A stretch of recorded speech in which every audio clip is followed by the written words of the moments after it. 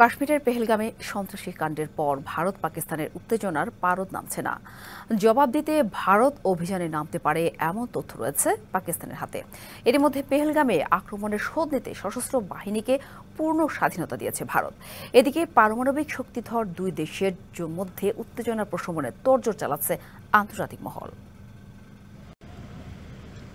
পেহেলগামে সন্ত্রাসী হামলায় হতাহতের পর ষষ্ঠ দিনের মতো দুদেশের সীমান্তে চলেছে পাল্টাপাল্টি গোলাগুলি। পরিস্থিতি এমন যে কোনো সময়ে তা রূপ নিতে পারে যুদ্ধে।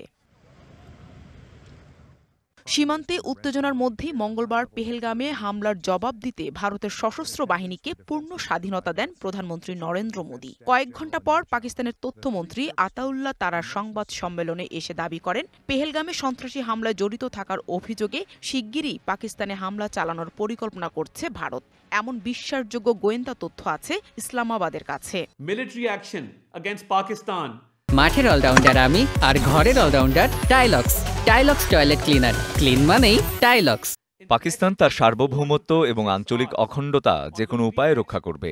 পাকিস্তানের উপর যুদ্ধ চাপিয়ে দেওয়ার চেষ্টা করলে এর সম্পূর্ণ দায়ভার ভারতের। সাময়িকভাবেও ভারতের হামলার জন্য প্রস্তুত হচ্ছে পাকিস্তান। আরব সাগরে ওরমারা উপকূলে যুদ্ধ জাহাজ মোতায়েন করেছে ইসলামাবাদ। পাকিস্তান আগে ভারতে হামলা চালাবে না, তবে ভারতের হামলার উচিত জবাব দেওয়া হবে। পাকিস্তানের পররাষ্ট্রমন্ত্রী ইশাক দার এমন হুঁশিয়ারি দেন। এদিকে পারমাণবিক শক্তিধর দুই দেশের সামরিক সংঘাতের আশঙ্কা করছে আন্তর্জাতিক সম্প্রদায়। ভারতের পররাষ্ট্রমন্ত্রী এস জয়শঙ্কর ও পাকিস্তানের প্রধানমন্ত্রী শাহবাজ শরীফের সাথে ফোন আলাপে গভীর উদ্বেগ প্রকাশ করেছেন জাতিসংঘ মহাসচিব। যুদ্ধ এড়াতে মধ্যস্থতার চেষ্টা চালিয়ে যাচ্ছে যুক্তরাষ্ট্র।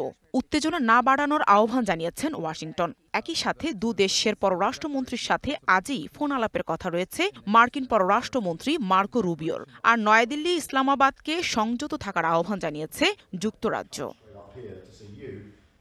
Nahida Rinthi, DBC news desk.